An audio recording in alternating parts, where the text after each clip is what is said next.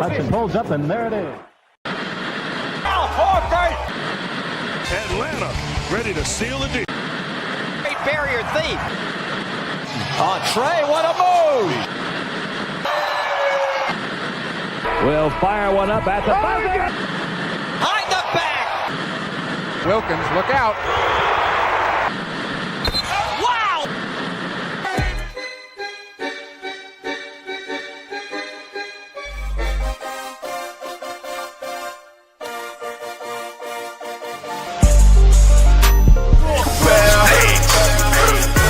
They come out clean. Birds in the buckets, man. Rashad Milligan, I'm back. Here again with my co-host Malik Brown. Malik, how you feeling tonight, sir? Good, man. I love the new intro, new music. you know, you only get 5 seconds per song, so that's why it's Gotta wrap it. Yeah, so many different intros. Yeah, for those of y'all who don't know, we had a different instrumental. Not that you guys care, it's a basketball show. We had a different intro song, but the powers that be were taking a split of the money that was coming from the show. So to get to a place to where Malik can be compensated properly for the show someday and everything like that, you know, I was like, bro, like we need to kind of maximize earning opportunities. With that said, business is open. If you see the DM or if you see the email in the bio for any brand deals, I know y'all be hitting me up every week, but they have all been scams. Like I literally have Reddit and Google, so like I see y'all sending me these scam deals. So anybody with some legit deals, any local businesses in Atlanta, we'd be willing to work with y'all. We don't do no gambling, even though we did that on our previous platform, and we don't do no blue chew. So.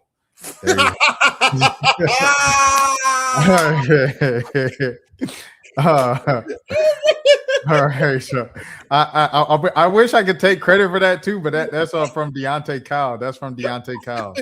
Shouts out to Deontay Kyle. Oh man, okay, all right, let's get into it, man. Let me share this screen. Yeah, this is I guess the biggest news for me coming out in terms of the Hawks this week is Nico Yurich getting cut. You know, this was someone who I really liked him coming out of the draft. I looked at his film once the Hawks drafted him. I really liked it. And then the press conference, he showed a lot of personality, a lot more personality than kind of Ricochet. And then in the summer league, Ricochet was doing his thing. He looked athletic and long and stuff. But Nico, he played extremely well too. He was flashy with behind the back passes. He's a big guard. You know, kind of lacking a jump shot, but like that can be developed in the NBA. I had a lot of kind of like hope in him and developing into something for the Hawks. He got injured his rookie season, so that really hampered him from even making the regular roster. So he was kind of buried in College Park his rookie year. And then this year came back healthy, but was just behind Keaton Wallace and Veet and all the other backup guards. So he was still stuck in College Park. And it got to the point where he wasn't starting in College Park. I don't know what exactly happened there. I don't know if you would know, Malik, but yeah, this is kind of just a sad kind of thing. They gave up on him, or Nico his agent might have pushed him to say, hey, just let us go if we're on the second string in the G League. So yeah, what was your reaction to it? Yeah, I don't know if I was quite surprised because Nico just hasn't played for the Hawks at all. It's been the G League, and you know he's had some injuries here and there. I think that's one thing that held him back was the injuries, because it was kind of like he was getting things together, and then something would happen, and then he's trying to get his way back healthy. So it was a lot of up and downs for him. But when he was playing and he was in a rhythm, he looked really good. It's just the fact of, like you said, he was playing behind Keaton. He's playing against behind so many guards. It was going to be hard for him to even get playing time as much. So as far as you look at Caleb, he's a wing that can shoot really good. And I mean, he hasn't played much for the Hawks either, but when he was out there, he was making shots. And when he's at College Park, he's making shots as well. I think Kevin may have said that he was struggling a little bit the past few weeks or whatever, but overall, I mean, everybody knows he can shoot the ball. So that's what the Hawks want. I'm not really and I don't watch that much College Park. I only been to a few games. I don't really, and I think the games I went to, I don't even think Nico played. I think he was still hurt. So overall, for me personally, I don't really know what his strong suit is on the floor. It seems like he can do a little bit of everything, but at the end of the day, it's just too many guards playing above him, and it was just the injuries and things. So it sucks. Like you said, he came in and he had a lot of personality with Zach, but on the court it just didn't work out. So hopefully he finds a footing somewhere else. But yeah, kind of it sucks to see him go. It kind of reminds me of Kobe Buffkin in a way. How Kobe, was playing one of the best G League players in the league this year, and then got called up and got a standard rest of the season contract with the Lakers. And it's not like you can look at the Hawks and be like, you gave up on him and called him a bust. That's not necessarily the case. It was just Kobe was just always hurt. And when you're always hurt, and Trey at the time, Trey needed a dependable backup point guard. Keaton Wallace is always available, whether or not, however you feel about his skill level. And he's going to have the occasional good game every now and again, and then Veit also showed that he could hold it down at the position as well as backup. So with both of those things into play versus you, who hasn't played in your first 3 seasons of your career, it was kind of just one of those things where I was like, all right, we're going to cut our losses and keep it moving.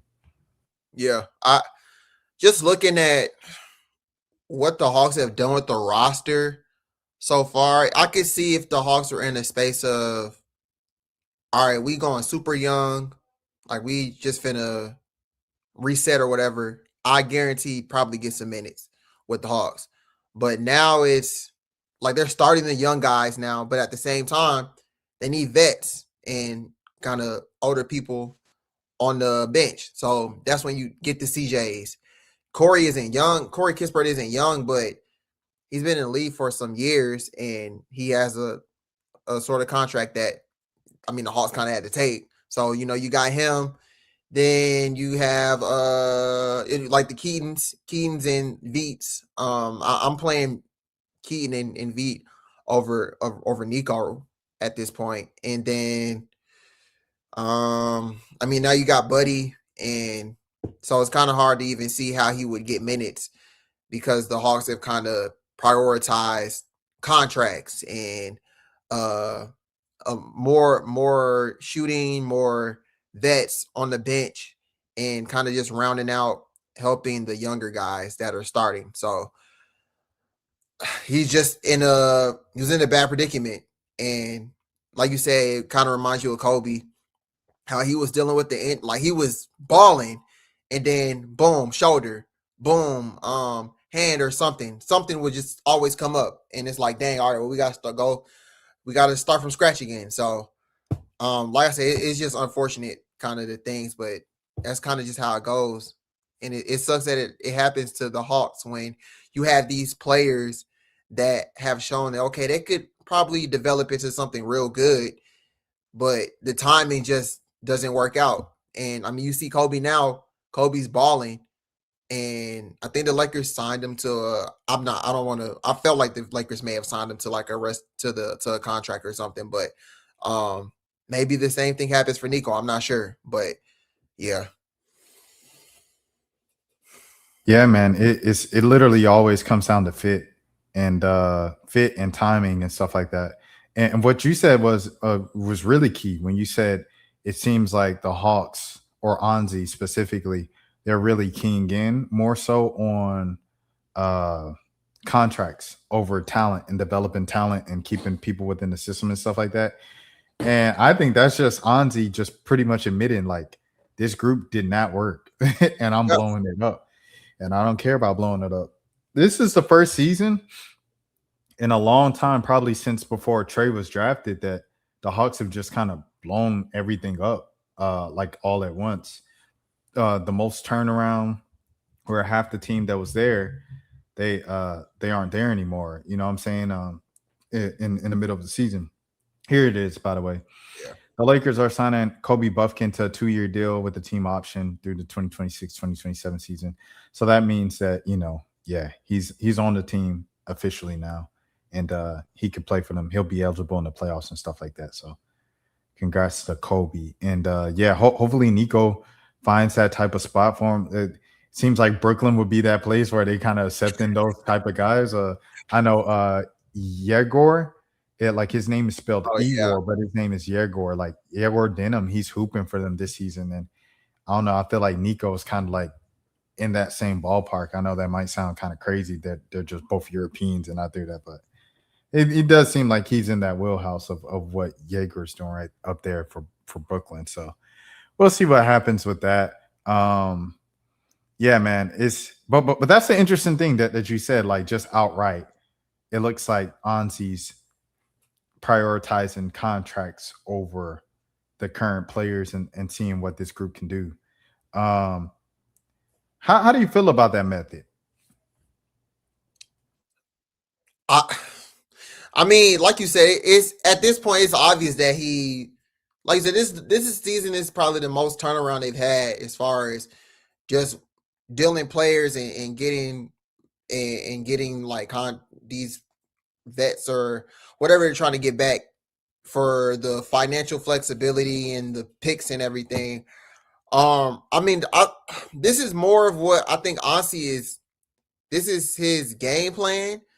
But like we talked about last week, you can't continue to keep doing it every season. You feel me? Like you can't blow it up at the trade deadline every season.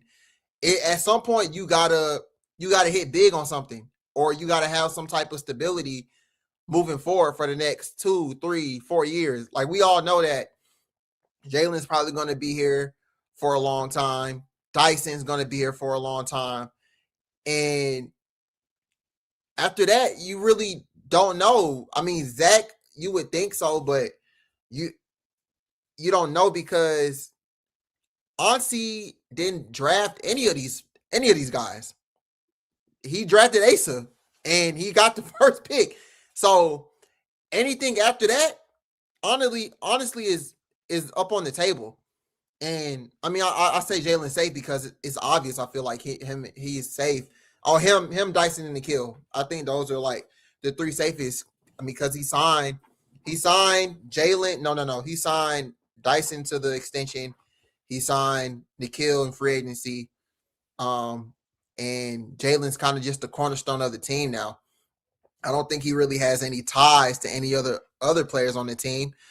But yeah, I'm not mad at it because I see what he's trying to do as far as building the team.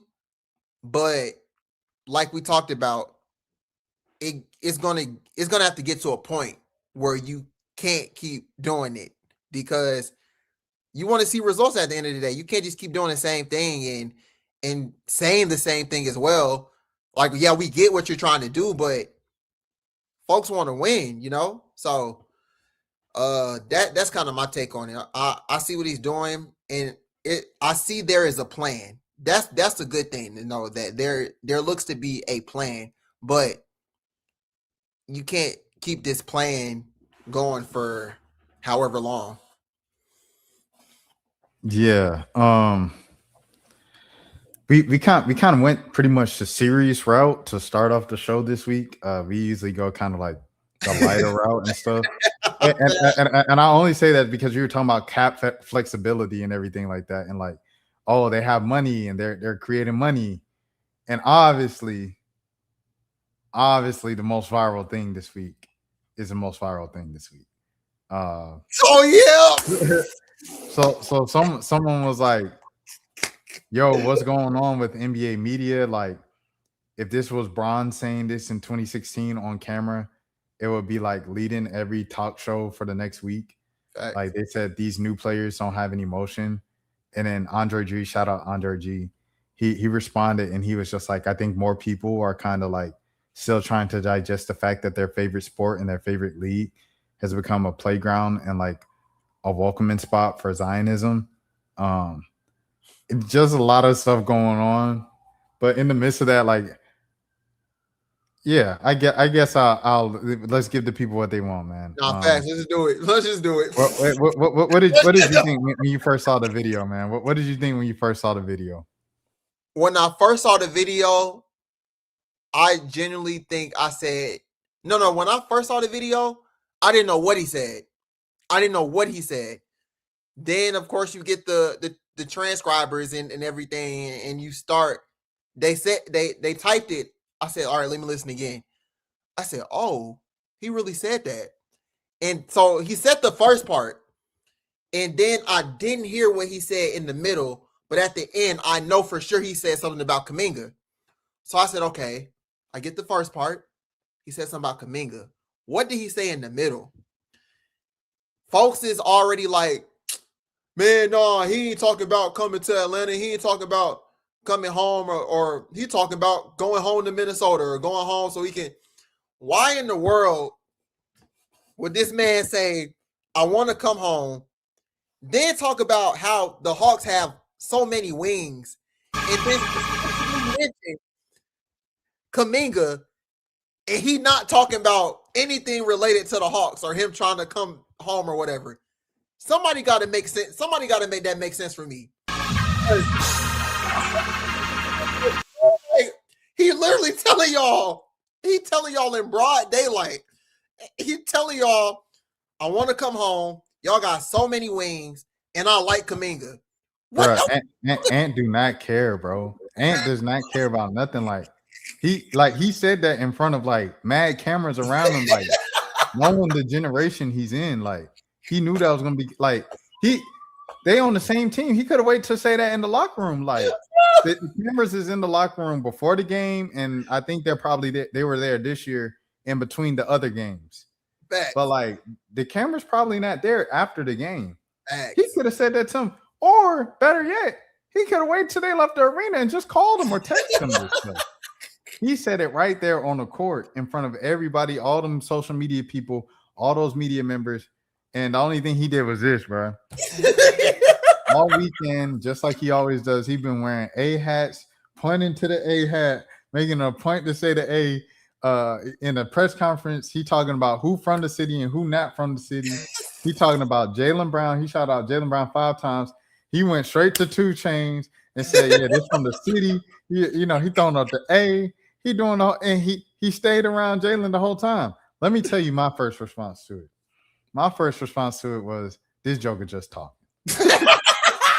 if like I said, like I told everybody else, if you ever been in the city for real and been at like a convenience store or something like that, as the viewers go up with this picture, what's up, viewers?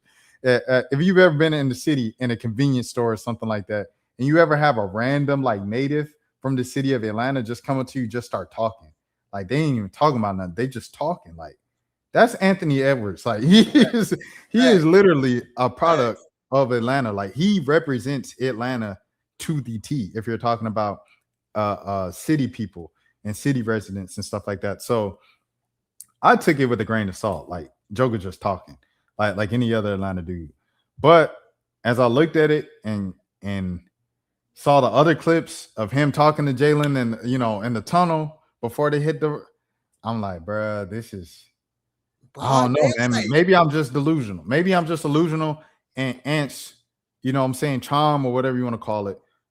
Ant's just talking, his ability to talk, the gift of gab got to me too. And I was like, dang, he seemed like he really wants to. Now, is Minnesota going to let him go? No.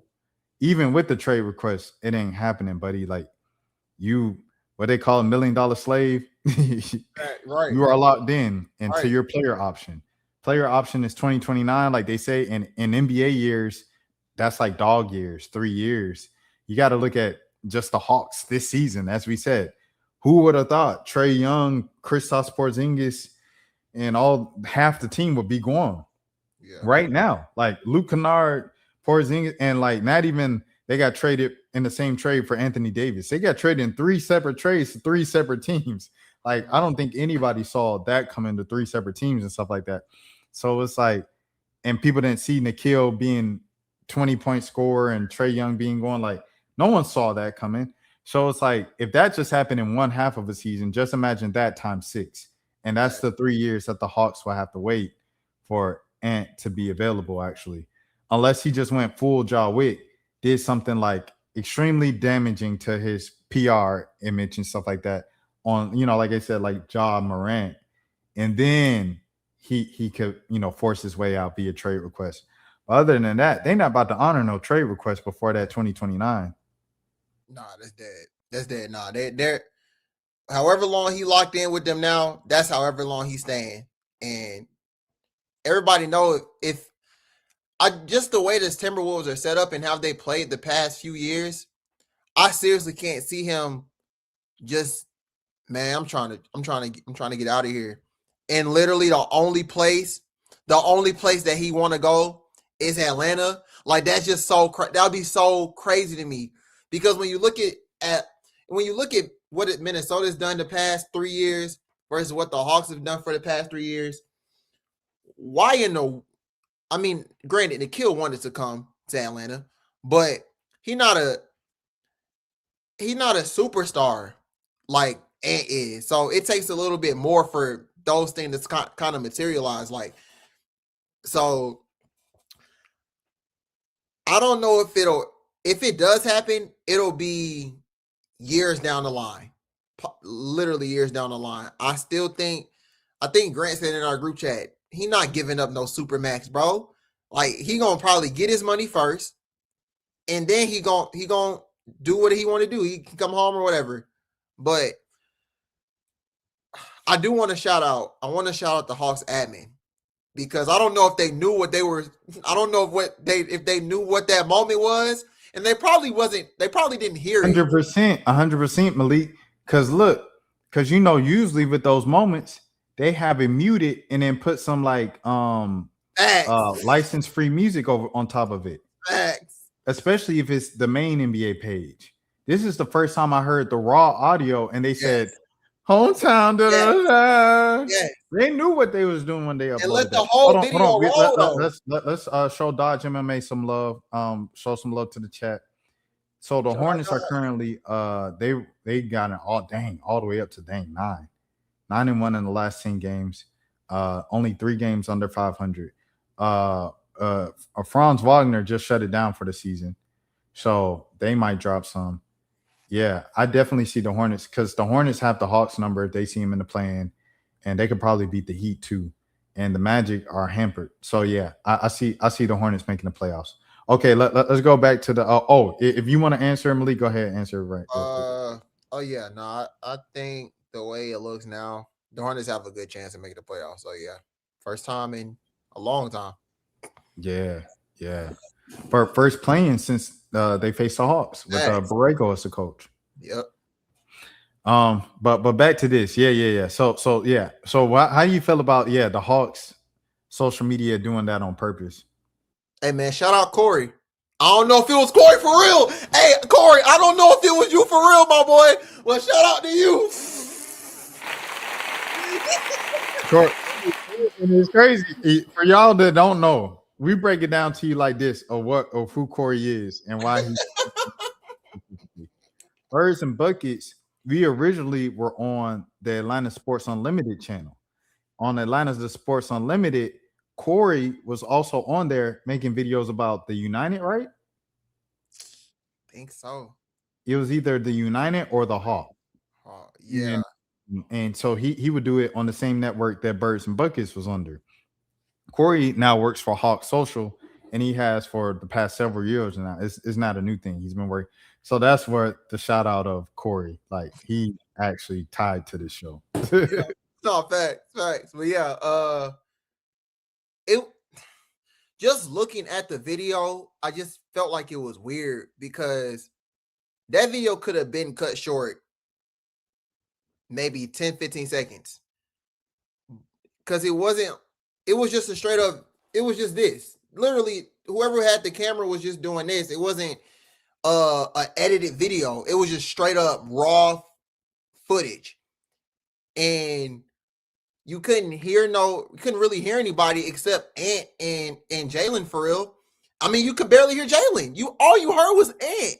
Honestly, all you heard was Ant. Because even when he said, "I'm trying to come home," I don't even know what Jalen said to him. So it was literally just raw footage. All they did was put a little thing that says "GG's all around." I mean, that's it. So did you see the other transcription of what they said after? No, I don't think with so. the Kuminga. Okay, so this is what I think it was. Joe Quavo and shouts out to Joe Quavo, whatever your name is, because like you've been saying a lot of stupid stuff, and I know you don't know me, and you might hear that, and you might be like, "What you mean I said stupid stuff?" You've been saying a lot of stupid stuff around the Trae Young whole trade fiasco, but this thing, boy. I mean, bro, excuse me. I don't want to say boy on Black History Month. That's crazy. But this thing, bro, you did a great job of transcribing it, and I want to salute you for that. Right. He said something like, "Y'all got that N-word Kuminga too. He nice too." And then Jalen said, "Yeah, that N-word gonna eat next to me." And he said, "I'm already knowing." And so that's what Jalen said? That's what Jalen said. he said that gonna eat next to me if he on the court next to me. That's what was said. I want to see if I could find it. But yeah, but that's what he said literally. What in the world, bro? And then shout out to Jamila as well, for asking the question about specifically the ant lob, and Jalen just smiled the whole time and said we talked about it before. The tampering was crazy. It was tampering the whole. They might as well call it Tampering Star Weekend. It's Tampering Star Weekend right here. Bro, I remember folks used to be mad because they used to say Bron used to go out there to just try to recruit folks. and now, now they doing it in broad daylight, bro. I'm feeling good right now. Sound like are you in tomorrow for sure? I don't know how much I can say, but sounds like that's your plan. Yeah, questionable, but I'm feeling good and ready to go. Bro, Hawks fans losing it. Grant already losing it. He said, "I'm feeling good, ready to go." Man, look, boy. Hey, prosper, my brother. Go and prosper, my brother. He a hooper. Bro, he really about to hoop before Kuminga, bro. He really about to play before Kuminga, bro. Oh, look at my boy GB3. GB3, for y'all that don't know, he was the first one that the first one that went on this show and publicly online said that he the next Ben Simmons, LeBron James. He did. Like that was the hottest take. Like Garrett be wrong about pretty much everything. That he was right. And that's a hot take. Like that might make up for everything wrong he's ever said, bro. Bro, he did come on here and say go. that, didn't he? Yeah, he said it, bro. All right, so let me see. So here's the first one. I can't wait to come home, right? Let's go to the quotes. Hold on now. Cause he further like said what bro said. Hold on, let me see. I hope this one didn't go too viral. This one went viral. Oh yeah, it's oh my God. I gotta go on his page. But yeah, he said, "Yeah, y'all got that N-word Kuminga too." And he said, "Yeah, if he on the court with me, that N-word gonna eat." That's what he said. Bruh. There you go, found it. Kuminga, you gonna like that N-word. That N-word gonna eat if he playing next to me. Yeah, that's what I'm saying. Yeah. Bro, you want me to play? I don't know. Play. Yeah. If the NBA got rights to this and they take our copyright after I did all that at the beginning and the end, I'm gonna be heated. And YouTube, I'll just clip it out. Just let me clip it out. I'll clip out the replay, and we can get paid off it. My brother. It's my old time, man. You know what I'm saying? Well, look, I can work from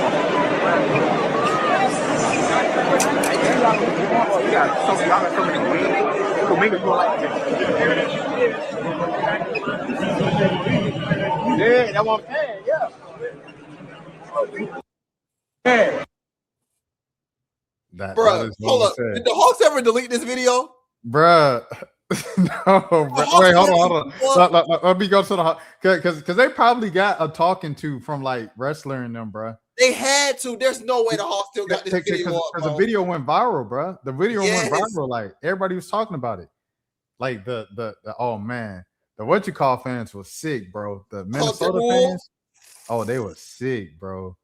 Oh yeah, they deleted that. Bro, it had Oh to no, wait, this it? Nah, that's not it. That ain't it. I think they deleted it, bro. They had to. Dang, they deleted They it. had to delete it. Dang, unless it's in here. Nah, they deleted it, bro. Oh, they deleted that. Oh, them boys got in trouble. That's all the oh, Hey, that boy Corey got a write up on it.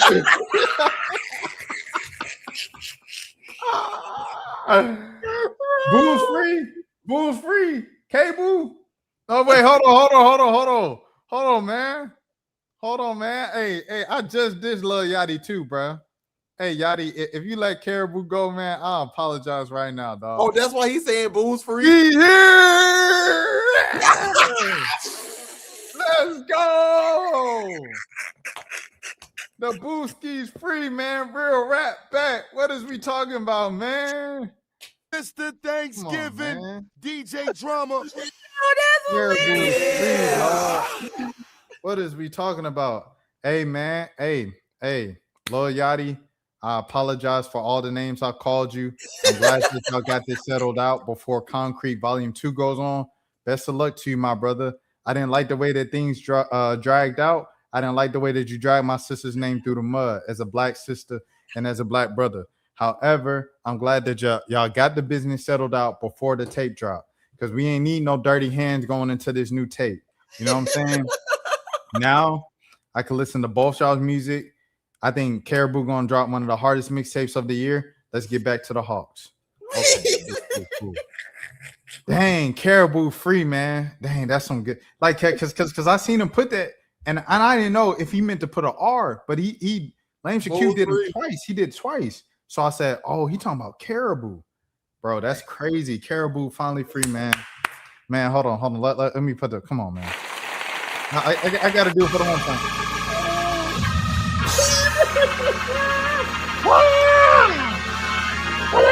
Okay, all right. We losing viewers. Let's get back to the basket. These jokers got in trouble for posting that video. But bro, that's how they you know did it immediately, bro. It's gone. That thing gone, boy. That thing Oh gone. my god. That thing gone. So yeah, but that's what he said. Like he said, yeah. It was probably after Buddy like did this part, because I can't wait to come home probably was enough to get him in trouble. Yeah, everything. Follow bro. up with the cussing. Oh yeah. Nah, y'all probably hit the Hawks up. They said, y'all gotta wipe this off. Y'all gotta wipe this one off the map. Bro. Harry the Hawk put in the call. It's too late now, though. The internet got it, boy. Whoever already done clipped it up, he done already made his little money off of it. Like this part got 378,000. This one, the original, has 852,000. Oh, and then the other page is posting.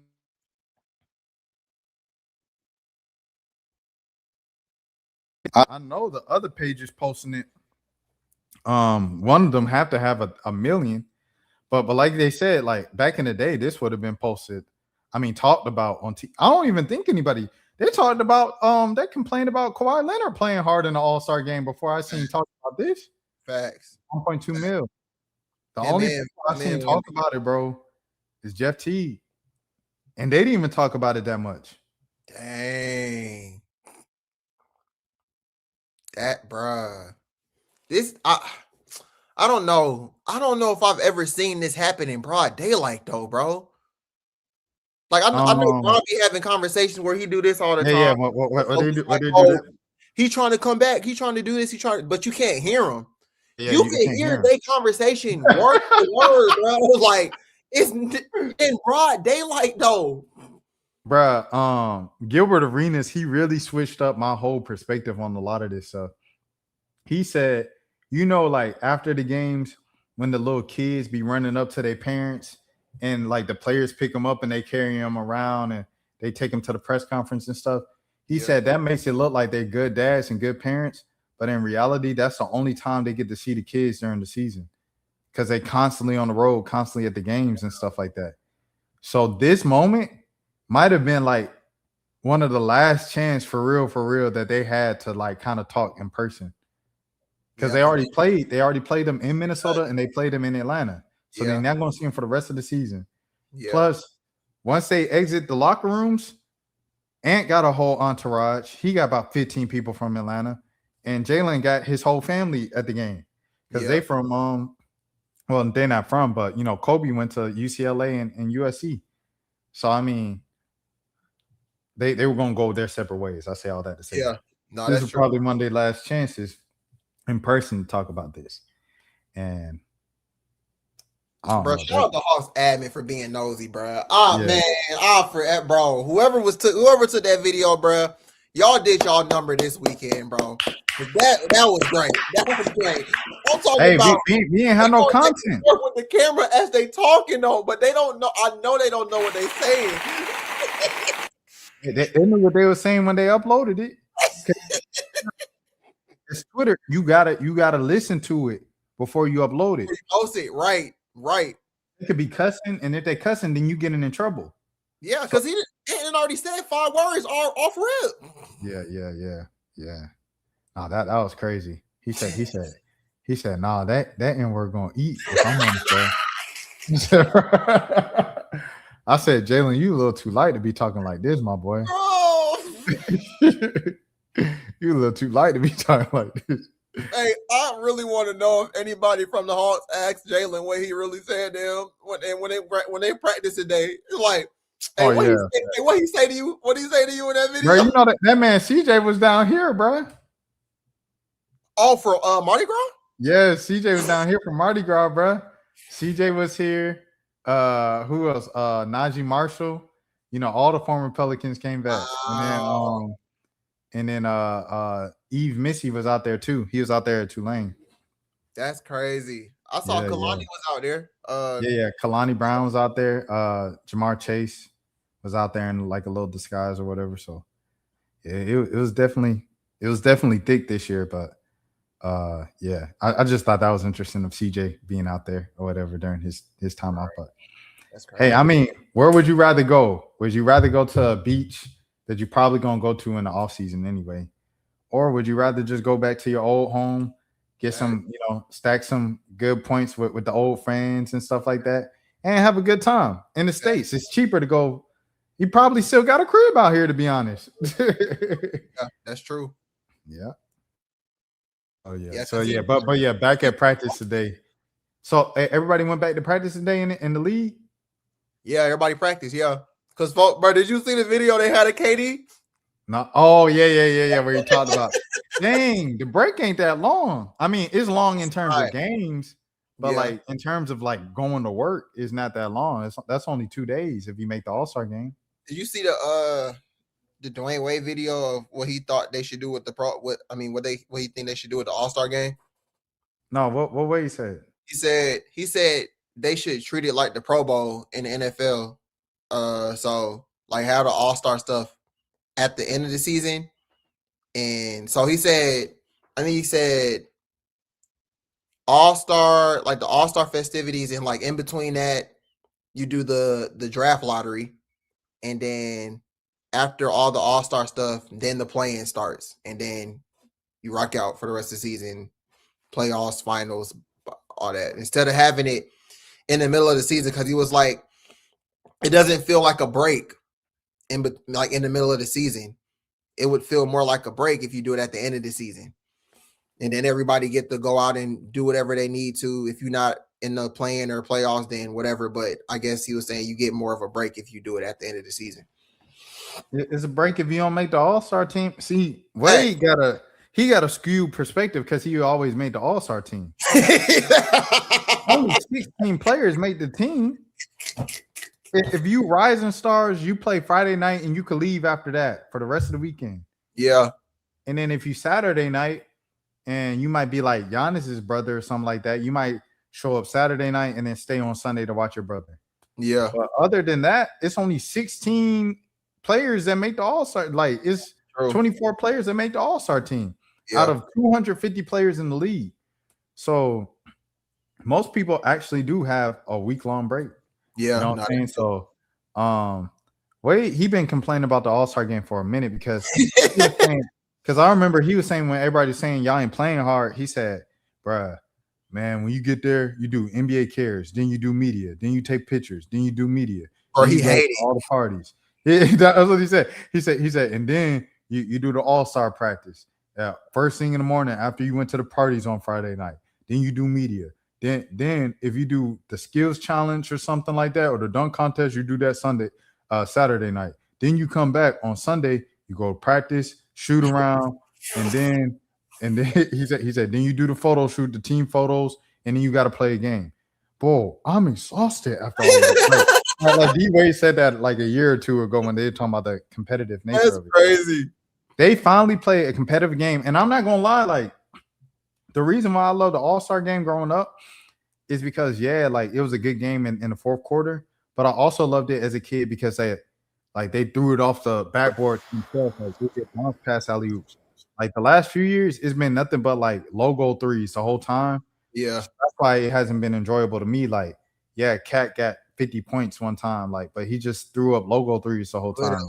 Literally. That's not entertaining to me. This game right here, it didn't have no self alley-oops or nothing crazy like that, no circus stuff. But just watching a genuine good competitive basketball game was more entertaining to me than alley-oops. And I don't know if that's just a sign of me getting old, but like I enjoyed that All-Star game more than the memories of me being a kid and Tracy McGrady throwing it off the backboard to himself. Yeah, no facts. It felt like this was like 4 quarters of really good basketball that you just watched. And it didn't matter what the score, it was 30-27, but it was the last second, the buzzer beater shots and Kawhi going crazy and Wemby getting mad after the first game. Like it was just all that stuff just made it interesting. I mean, I don't know if the world versus the US thing had anything to do with it. Maybe for Victor, maybe for Wemby. I just don't think Wemby don't rock with none of them boys. But I think the setup was cool, and I'm sure that they're gonna end up doing it, running it back again since it had so much success. But like Kawhi said, man, let's just go back to East versus West. And I low-key miss it. I low-key miss East versus West. Just keep it simple, bro. I mean, folks, I feel like it's less about, I feel like it's more about the players and less about the format at the end of the day. Like if the players want to come out and play and hoop or whatever, they're going to do that. They're going to play hard. I don't think it matters what kind of format it is, whether it's this format that they're doing or the one they had before this where it was a target score. Like I don't think it matters format. I think at the end of the day, the players got to go out there and play and they got to compete. So I just want to see East versus West again. I can't agree with that because if you go back to East versus West, they might play hard again in the fourth quarter, but like what is the incentive for me to go hard in the first quarter? You know what I'm saying? That's true. I mean, that's true. I feel that. I feel that. The only reason why it was 4 good quarters was because they was trying to win the games at the end of the quarter. That's true. No, I feel that. I don't know. I just feel like at the end of the day, though, it's I mean, at the end, I just feel like it just come down to the players. But like you said, if for them it's an incentive to, okay, you make it to the next round, okay, then yeah, they're gonna play a little bit harder.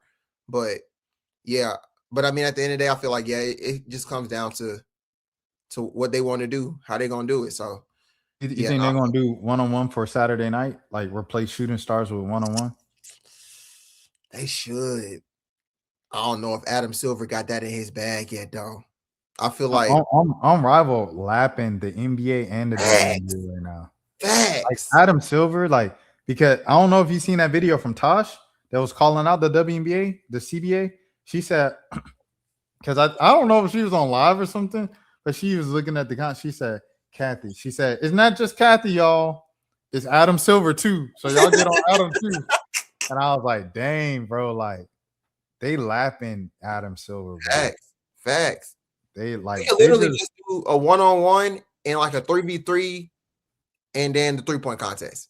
Those would I think that 3 thing lineup right there would go crazy. The dunk contest was better than I expected it to be this year. Like I thought it was gonna be trash. Yeah, I thought it was gonna be I think it was gonna be bad too. I honestly it wasn't that trash. Old dude just made it better with him dancing. Honestly, bro. Yeah. He did. And then Jackson Hayes messed it up with that, like basic. But like his last dunk was underwhelming, Kashad. Yeah. Because it was like he had such a decent dunk contest, and then the last one he ran all the way back, and he was still like a step inside the line. And then dance, like we didn't just see you step a whole step inside the line, like in 2005 they was doing windmills from the free throw line. Ever since then, it was like if you're gonna do free throw line, it's got to be minimum from the free throw line, and you got to be doing something from the free throw line. Like, yeah. What's Zach LaVine do? Didn't Zach LaVine do like between the legs from the free throw line or something like that? Oh yes, bro. He did.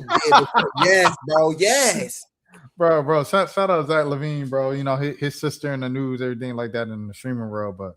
Zach, he one of them ones for sure. Like he stamped forever as an NBA. Like I don't care. You talk about his defense, you talk about his Sacramento Kings, empty stats, whatever. He is stamped in the NBA history, bro, for his dunk contest. Him and Aaron Gordon, AG. What do we expect of Kuminga?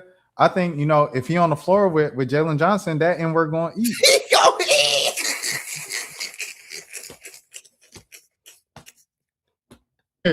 Honestly, man, hey. Kuminga, I feel like he is who he is, bro. Inconsistent, streaky shooter, can get hot. When he gets hot, he gets hot. When he's not hot, I think that affects the rest of his play and his attitude. And there is a reason why the Joker kept getting benched. However, if he comes into this situation and Quinn doesn't treat him like he's treated Ricochet, and he lets him make mistakes and he lets him be immature on the court, stump, throw a temper tantrum, and figure it out to where he stops doing that and actually plays basketball for a full game, then I think he'll be a good addition to the Hawks. I mean, we talked about it earlier, Nikhil coming in, averaging 8 points last year. Now he averages 20 points. I think you can see a similar jump from Kuminga in Atlanta, even though he's already a 20-point scorer. So it's not like an actual jump, but to have another 20-point scorer next to Jalen Johnson and Nikhil, it takes a lot of pressure off of Nikhil to score when his shot's not falling. And now you're not looking at Dyson Daniels like, you getting $100 million. Why don't you make the shot? And Dyson, that's not his body. That's just not him. Not facts. Over the past week or so, I feel like last week when we talked about it, I was more on the I'm still skeptical side.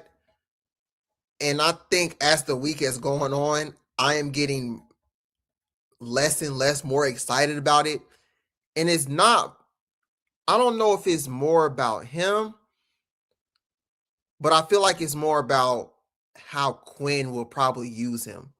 Because, okay, yes, he won't have the leash that he had with Golden State.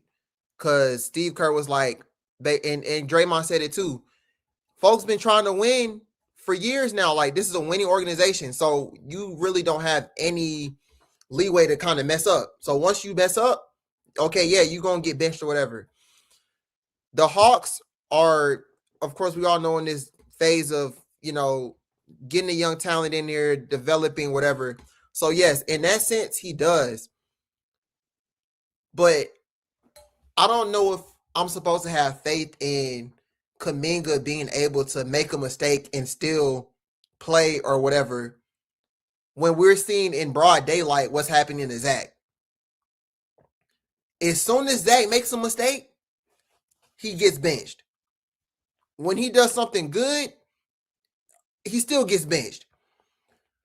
Last game before the All-Star break, Nikhil probably had the worst game of his in a Hawks jersey. he couldn't buy a shot. Quinn kept him in the game though. And I'm like, you got Buddy, you got Gabe Vincent. One of them boys can make a shot. And granted, Nikhil didn't end up making a shot at the end, but the shooting, he shot bad. He should not shoot the ball good. But Quinn still played him. Why in the world does Zach not get that same type of? I don't get it. I just don't understand. I don't understand what the thought process there is there with them. And if that's the same thought process that is gonna go in with Kuminga, then I just don't know how he gonna be able to get out a rut or whatever, or find out who he really is. If he makes a mistake, then it's wraps for him. So I don't know. That's why I'm kind of on the skeptical side of it. I'm not sure. Yeah, and we could. It was funny. He said, "I didn't know you was gonna be realer than that." I think that's a good place to go back to. This is, we've kind of had. Oh, what did you say? Oh yeah. No, I seen this on Reddit, bro. I was cracking up, dog. Hey, this ain't even the modern Anthony Edwards, bro. This is a UGA Anthony Edwards picture, bro. I've seen this picture mad times in the pre-draft, dog. Yeah, nah. They tripping on Reddit. But yeah. This is a common theme of what we've talked about the last few episodes. And I kind of want to go back to that for tonight. Beyond everything else, bro, if you look at his rookie summer league and his rookie preseason, like, it was a different player. Like, forget all the they not they as athletic as me. I'm not that athletic here. I'm not that special here. Forget the few 30-point plus games he had his rookie year where he looked really good. Just look at the preseason of his rookie year and look at the summer league of his rookie year. The only thing that's changed is that he's had time to think. You don't have no time. You don't know what you're doing when you're out there. When they throw you out, you get drafted 2 weeks later, you in Vegas for summer league. Thanks. And then a month or two goes by, you do a week of training camp, and then preseason starts, week into training camp. Right. You don't have no time to think about what you're doing. Now, he's got a whole year under his belt, a whole offseason of expectations and talking heads talking about how he's the underachieving number one draft pick. You come back, okay, you want to improve. Every time you make a mistake, you still get pulled like a rookie. This is crazy. This is something psychological. And this is some Ben Simmons level stuff that we're seeing. Markelle Fultz level stuff that we're seeing from him. And those guys, the Ball is Life posted the picture yesterday. I'm pretty sure you saw it. It said 6 years ago today with the laughing emoji. And it was Ben Simmons doing the half court, challenge with the rest of the All-Stars. And everybody kind of looking like shocked in the background or whatever.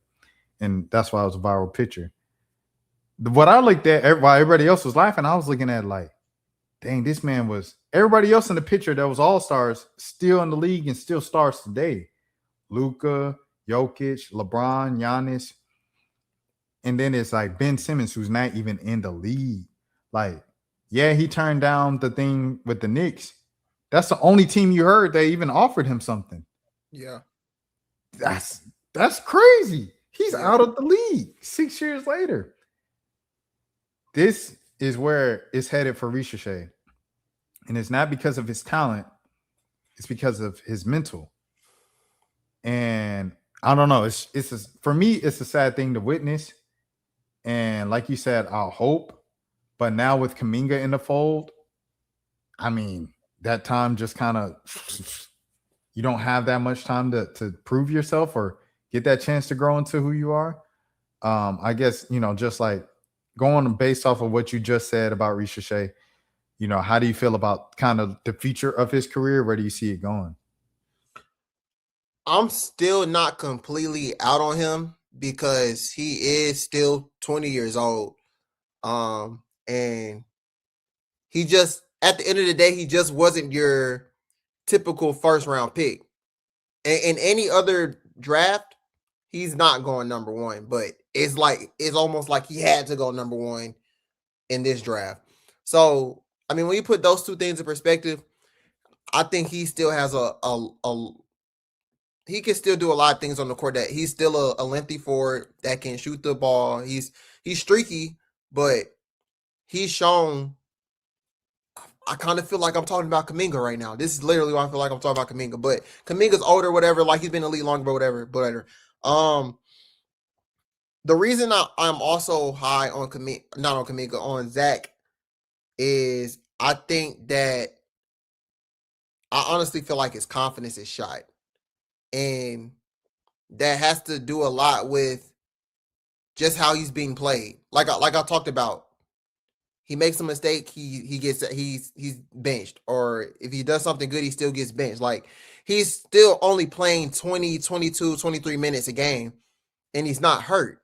It's like he's on a minutes restriction and I don't get it. Because after Zach is Corey. And it's not like Corey is lighting it up or anything. So I'm confused about that.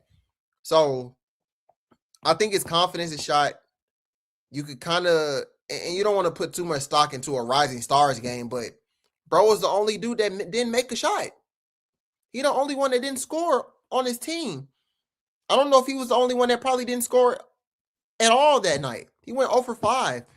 I'm not going to say that his confidence the confidence that he didn't have went into the Rising Stars game, but maybe, I don't know. I just think it will suck for me to say he needs a change of scenery, and it's only his second year. I don't know if it's more about he needs to change his scenery, or he just needs to be played more. I feel like that's what I would always come back to, like, just playing, bro. The only way he gonna learn, it's a basic life lesson. The only way you're going to get better at something is if you keep doing it. If you keep trying. Repetition, reps. He's not getting reps. And when he does get the reps, if he mess up, it's raps. It's like they treat him like a kid. He's not a kid. I mean, granted, yes, he is a kid. He's 20 years old. But he's an NBA player at the end of the day. So you got to treat him like that.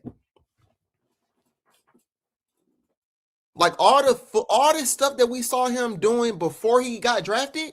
Yeah. He looked good. I mean, after he got drafted. This is after he got drafted. This is Summer League. It's weird. It's weird where like someone just posted it again. Someone said Smelly Garage Fluids, which is a great name. Worst part about taking Ricochet first is if anyone in his draft class takes a leap and becomes a superstar, Atlanta's going to look dumb for decades for taking the wrong guy. I don't know if this class, usually there's a class that has like a above average guy, but I don't know. Like, I don't know if Matas Buzelis is going to be a superstar. I don't know if Alex Sarr is going to be a superstar. Alex Sarr might be an all-star just because he has Trae Young feeding him the ball.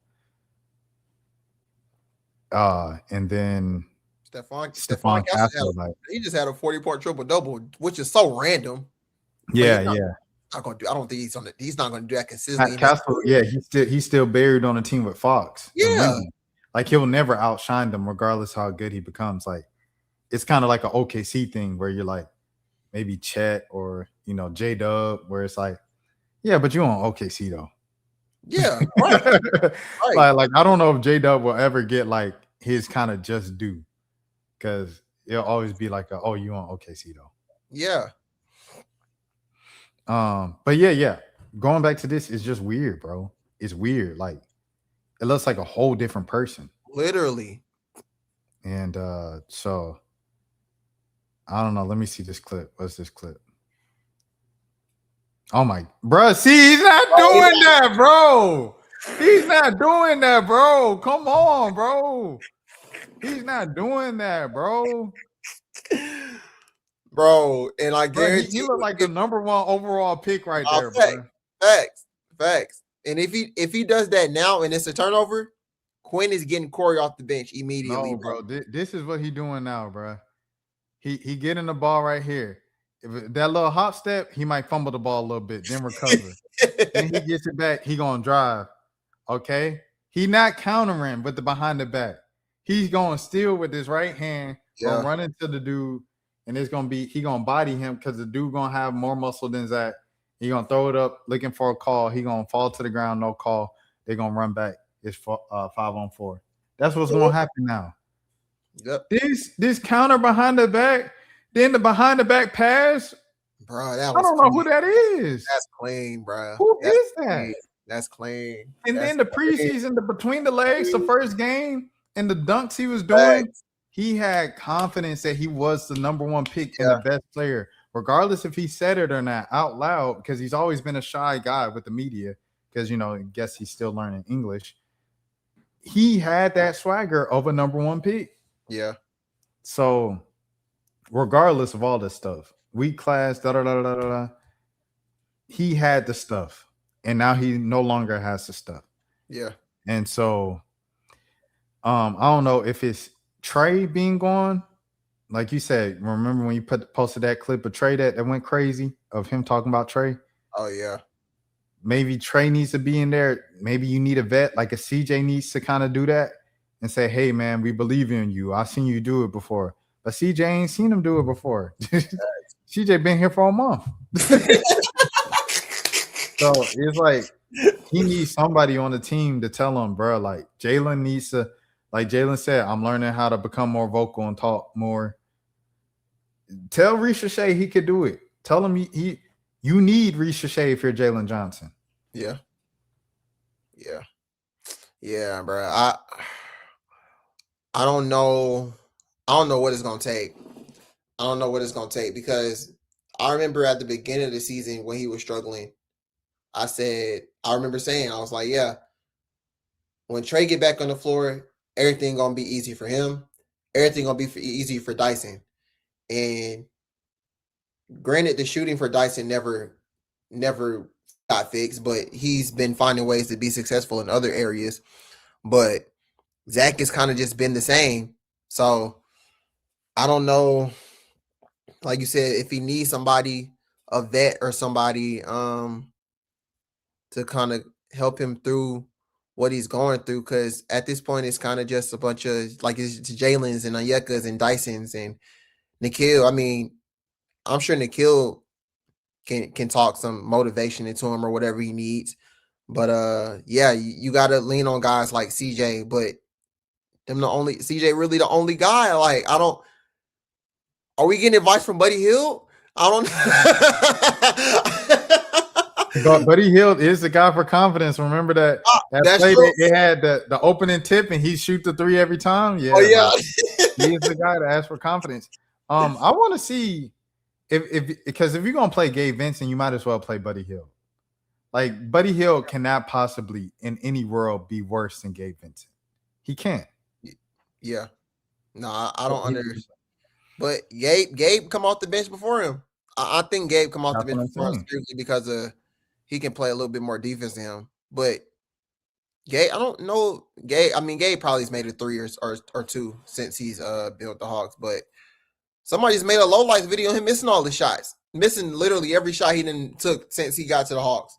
He's the worst player in the league.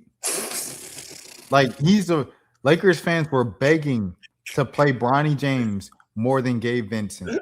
And when they traded him, they celebrated that Gabe Vincent was off their team. He's the worst player in the league.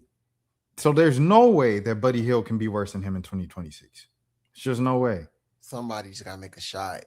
Like they said, Gabe Vincent is still living off of the Linsanity run he had in the 2021 NBA playoffs with the Heat, bro. Yeah. And it's crazy he gets to live off of that long. But with that being said, man, we're over an hour. Let's get to the next week of games. Next week's the week. Oh yeah. Do you think he puts on a jersey? They say he hasn't practiced. I think he's still doing I don't think he's been cleared for contact yet. Oh, so he's not gonna play. I doubt he plays then. Yeah, I doubt he plays. They probably he would at least practice with the team for a week before coming back. Yeah, they probably gonna shut him down. Or he'll play Kyrie got shut down, Wagner got shut down. Someone else did too, I feel like. Zach and Sabonis. Oh yeah, Sabonis got shut down, and Zach. And then Jaren already got shut down before the All-Star. Yep. This tanking is infuriating to me. I already went on a rant yesterday, so I'm not gonna go on a full rant. But it's infuriating. Compete. Like I said, watching the Pelicans this year, who have no incentive to tank because they do not have a draft pick, and watching them lose every game. If you are bad enough, you will lose. Play everybody. Yep. Because if your team is bad enough, you will lose still. Just play everybody. Compete. Facts. That's what it's sports. It's competition. That's the point of sports. Compete. If you're bad enough, you will lose. And if you lose enough, you will have a good chance to get a good draft pick. There's no need to tank. That's just, it's dumb to me. Yep. With that being said, let's go to the next week. So I guess Trey will show up in a suit and then just wave from his suit for the tribute video. And he'll probably do this like he do we did. get tears? Do we get tears? No, because he's not playing. If Trey was in the warm up and he was about to play, and they calling his name in the starting lineup, I think he cries. True, you're But right. he's gonna be in a suit. Yeah, you're right. You're right. So he probably just gonna be. Yeah, This man gonna be Trey Young. That's it, and Yeah. he probably gonna do this, and that's it. Yeah, that's true. And it's gonna be a standing ovation. I hope people show up. It's the Wizards in the midweek game. People ain't gonna show up to that. Facts. That's facts. And if anybody know that more than anybody else, it's Trey. Don't be offended, Trey. If you not playing, so you want us to go to a midweek game against the Wizards. Trey Young's not playing. We not going. So, okay. With that being said, let's do it. We'll go all the way up to the last Trey game. So you have Sixers tomorrow. That is in Philly. Dang, they're going back to Philly? Oh, I be getting the two teams. I'm like, it feel like they played in Philly 3 times. Philly. Then you have the Heat in Atlanta. So all these home games. Okay. And the rest is home games. Yep. So you might see Asia in the A. Again, yep. Yeah. Oh, Asia was at the other one? Bro, she was at the other one, and she wasn't even sitting courtside. She was sitting like in 100 section, kind of like in row C. Oh, like, yeah. So she was just like a regular fan, bro. Oh, she going 82 for real. Not She's not playing. Hey, salute to Asia Wilson. Asia going to 82 is crazy. Like, that's hilarious, bro. I think, like I said, I've said this before, but I'll say it again. I think with him, like, he really puts her in her soft girl, feminine energy, bro. Because she don't realize that she like the GOAT. Like, she don't realize she's Asia Wilson. All that go out the window, bro. It's just like, I'm here to support my boyfriend. Facts. Which, I mean, I salute it, but like, you the greatest of all time, like, bro. Sitting in section 100. I'm about to say, like we need you right now, bro. Like, we trying to watch basketball this summer, bro. We need you at the negotiation tables, bro. Like, salute to Love, like, Love gonna be there, bro. Love gonna be there. Let's get this deal done and get this season going, man. I'm trying to watch Fly J in the W, bro. You gotta wait a whole year for Fly J in the W because they can't. All right. Anyways, let me get back to it. Okay. So the rest of these are at home. Okay, Sixers away. I got this as a loss. I got it as a loss because we don't know about Kuminga's status. Philly is playing pretty well this season. This is first game after the break, so the final push into the playoffs. I think Philly's going to be motivated to, like, all right, let's lock in this final stretch of the season. And because of that, they hit a couple shots. It gets loud in there. Max, he hits a couple shots. I don't think the Hawks have what it takes to kind of come back from that storm. So I have them losing that game. Miami's playing better so far, but the Hawks will be at home. The Hawks have played terribly at home this season for some reason. But I feel like it's pretty much 50-50 between them and the Heat. It's not like the Hornets. The Hornets have their number. The Wizards used to have their number. But with the Heat, it's usually 50-50 in terms of division opponents. So I have them beating the Heat. Brooklyn. I'm sure everybody who plays Brooklyn counts that as a win before going into it. So I'll just jump on the bandwagon and say that's going to be a loss. 2-1.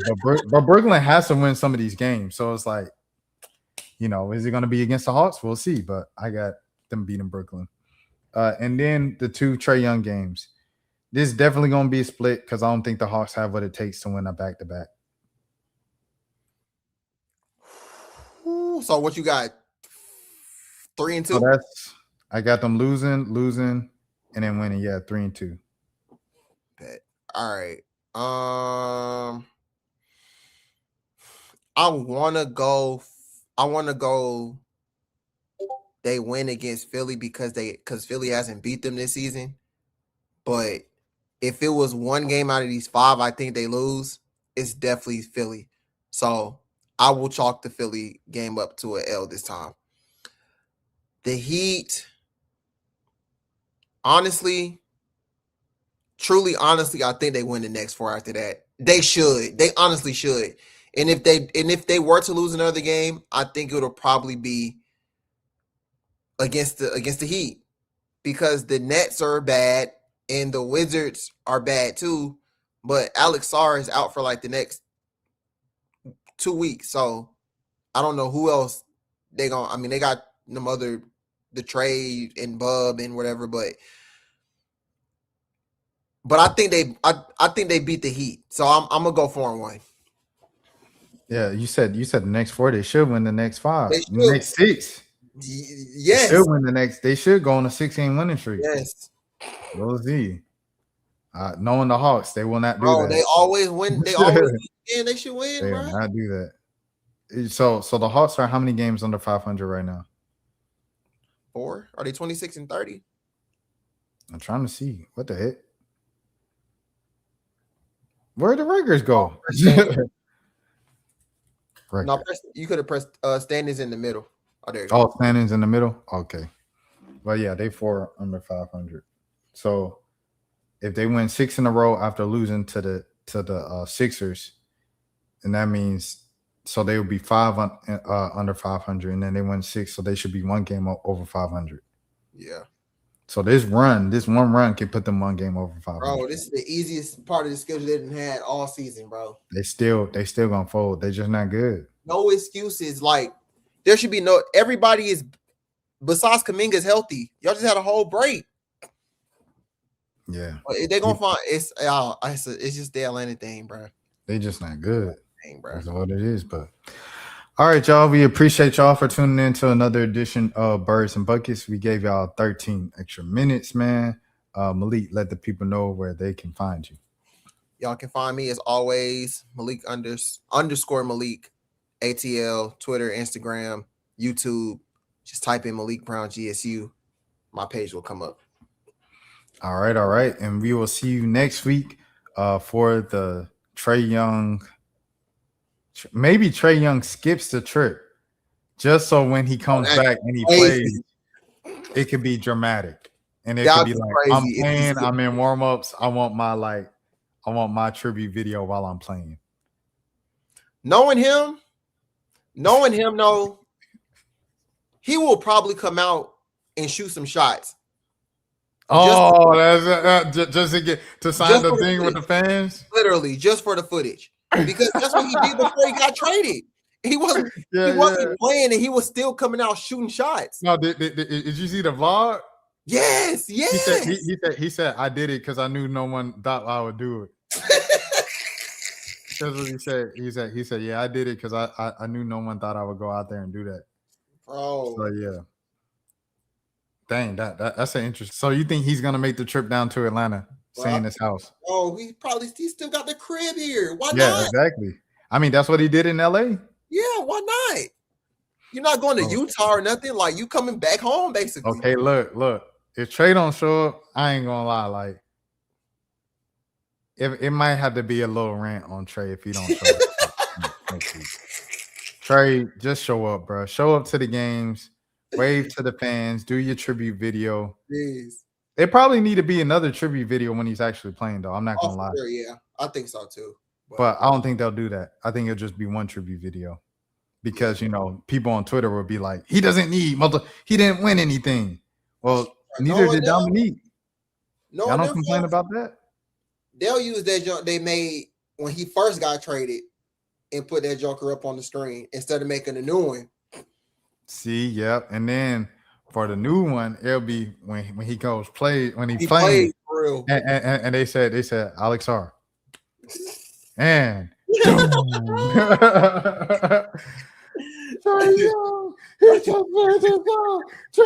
and then they showed a split screen of him on the bench. And then he looked up at his screen like,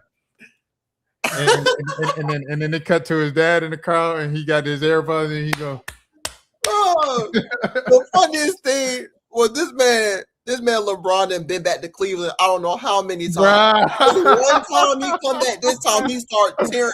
Bro. He playing up the retirement, bro. He retirement farming, bro. She retirement farming, bro. Oh my God.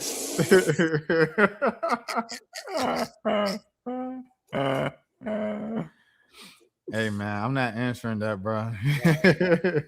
Crazy. That's crazy. But yeah. Okay. All right. Well, we'll see what happens with the Trae Young tributes and stuff like that of him in the suits. If he does show up to Atlanta, if he doesn't, I might feel away if he don't show up too. So we'll see. We'll see y'all next week. Until next time, Birds and Buckets. Peace.